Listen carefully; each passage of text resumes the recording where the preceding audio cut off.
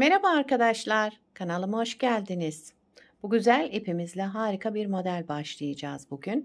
Şöyle ipim orta kalınlıkta 260 metre uzunluğu olan bir ip. Modelimiz harika arkadaşlar. İnşallah siz de beğenir, benimle yaparsınız. Kullanacağım şişim de ipime uygun 3 numara. Dilerseniz yapım aşamalarına geçelim. Modelimize ilmeklerimizi alarak başlayalım. Şu şekilde birinci ilmeğimi aldım. Bu model için ilmek sayısı 3 ve 3'ün katları olarak ayarlamamız gerekiyor. Yapacağımız örgüye göre ilmek sayımızı bu şekilde ayarlayacağız. Ben küçük bir anlatım yapacağım için az bir ilmek sayısına ihtiyacım var. Çok sıkı almayalım arkadaşlar bu ilk sırayı. Model lastiksiz bir model. Zaten kendi lastik görünümlü olduğu için ayrıyeten lastik yapmanıza gerek yok. Onun için burayı da yani şu ilk sıramızı çok sıkı yapmıyoruz. Hemen sayalım. 1, 2, 3, 4, 5, 6, 7, 8, 9, 10, 11, 12, 13, 14, 15, 16, 17, 18. 18 ilmek benim için yeterli. Şöyle hemen çıkardım diğer ilmeklerimi. 18 ilmekle modelimi kurmaya başlıyorum. Şu anda örgümüzün arka yüzündeyiz. İlk sıramızı arka yüzünden başlıyoruz. Yani model zaten 2 sıradan oluşmakta. Arka yüzünde yapacağımız işlem bu arkadaşlar. Şimdi başlayacağız. Kenar ilmeğimi ilk sıra olduğu için ördüm. Devamında bir düz ilmek. Kenar ilmeğinden sonra bir düz ilmek, bir ters ilmek. İpi kendimden tarafa aldım. Sıradaki ilmeğimi örmeden aldım. Buraya kadar bir model. Tekrar bir düz, bakın bir düz, bir ters, ipi kendimden tarafa aldım, bir ilmek örmeden aldım.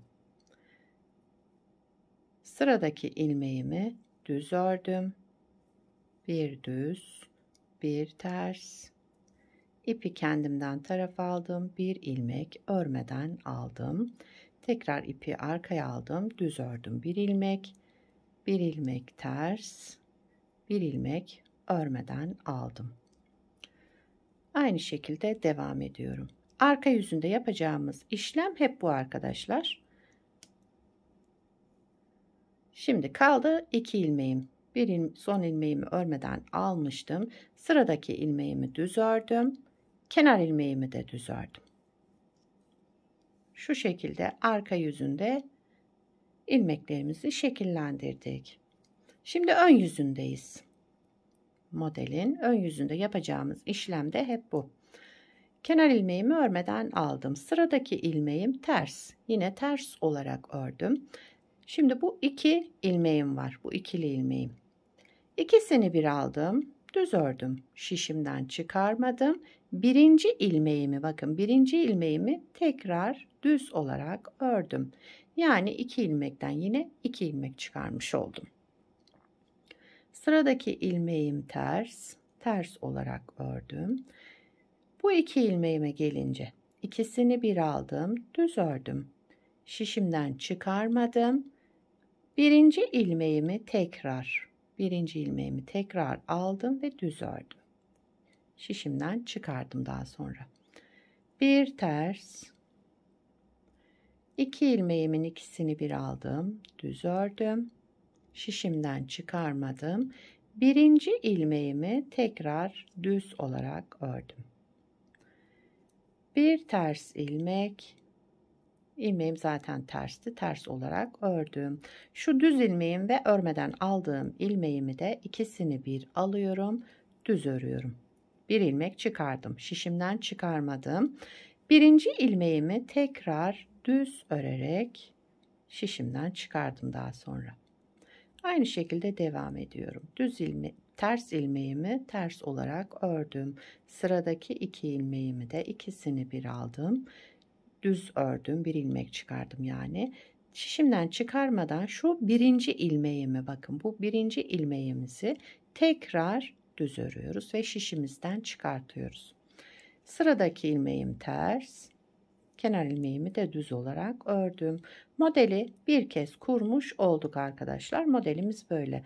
Ön yüzünde, arka yüzünde yapacağımız işlem aynı. Yani arka yüzünde hep aynı işlem, ön yüzünde de bu yaptığımız işlemi devam edeceğiz. Bir kez daha kuralım hemen. Modeli ikinci kez kuruyoruz. Modelin arka yüzündeyiz. Kenar ilmeğimi örmeden aldım. Bakın sıradaki ilmeğim düz olarak ördüm. Bu ikili ilmeğe gelince birincisini ters ördüm. İpi kendimden tarafa aldım, diğerini örmeden aldım. İlmeğimi düz olarak ördüm. Bu iki ilmeğe gelince birincisini ters ördüm. İpimi kendimden tarafa aldım, diğerini örmeden aldım. Bir düz, bir ters, bir ilmek örmeden alalım. Bir düz, bir ters, bir ilmek örmeden alalım. Bir düz, bir ters, bir ilmek örmeden alalım. Bir düz, bir de kenar ilmeğimi ördüm. Arka yüzünde yapacağımız işlem hepsi bu. Yani bütün arka yüz bitene kadar bu işlemi yapıyoruz. Örgümüz bitene kadar.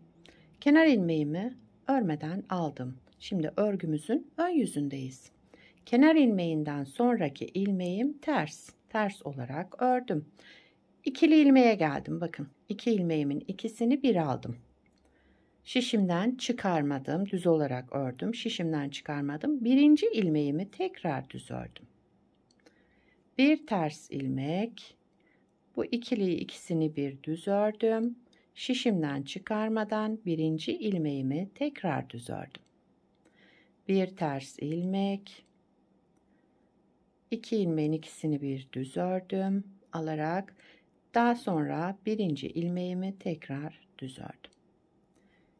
Bir ters, bu ikili ilmeğin ikisini bir aldım, düz ördüm. Birinci ilmeğimi tekrar düz ördüm. Aynı şekilde devam ediyorum. Ön yüzünde de yapacağımız işlem bu arkadaşlar. Modelimiz böyle devam ediyor. Tabii ki model ilerledikçe kendini gösterecek güzel bir model. Son ilmeğim de ters, bir de kenar ilmeğimi düz olarak ördüm. Şu şekilde bakın yavaş yavaş oluşmaya başladı. Modelimiz böyle arkadaşlar. Gördüğünüz gibi gayet güzel ve kolay bir model. Bir de daha önce yapmış olduğum bir parçam var. Onu göstereyim size. Bakın bunu da daha önce yaptım. Modelimiz böyle olacak. İlerledikçe model kendini şöyle gösterecek. Şu anda pek bir şey belli değil. Model zaten dediğim gibi lastik görüntüsü olan şöyle güzel bir model. Daha yakından gösterebilirim. Modelin arka yüzü de böyle. Model şöyle lastik gibi iç içe giriyor arkadaşlar. Yapacağınız örgüye göre ilmek sayınızı biraz fazla başlayın. Çünkü iç içe giren bir model.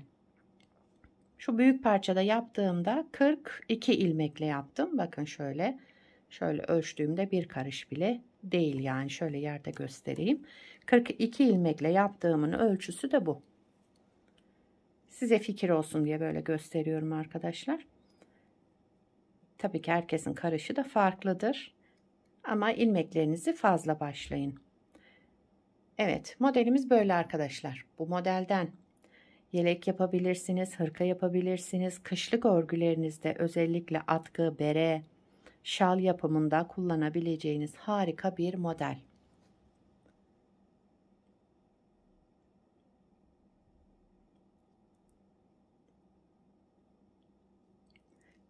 Sizler de nelerde kullanacaksınız onları yorumlarda belirtirseniz sevinirim arkadaşlar. Beni buraya kadar izlediyseniz arkadaşlar abone olmayı, yorum yapmayı, beğeni yapmayı unutmayın. Şimdiden hepinize teşekkürler. Yapacak olanlara kolay gelsin. Bir sonraki videoda görüşmek üzere. Hoşça kalın.